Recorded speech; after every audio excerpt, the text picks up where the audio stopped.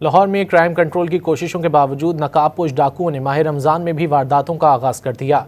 Liton road के इलाके में डाकुओं ने निजी रेस्टोरेंट में वारदात की क्लोज सर्किट फुटेज मंजर-ए-आम पर आ गई। 3 डाकुओं के खिलाफ मुकदमा दर्ज कर लिया गया।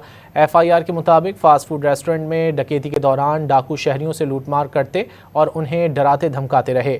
फुटेज में देखा जा सकता है कि दौरान वारदात रेस्टोरेंट की मुलाजिम लड़की खौफ से बेहोश हो गई। बच्चे और ख़वातीन सहम गए। तर्जुमान पंजाब पुलिस का कहना था कि CCTV फुटेज की मदद से मुल्ज़िमान की तलाश जारी है।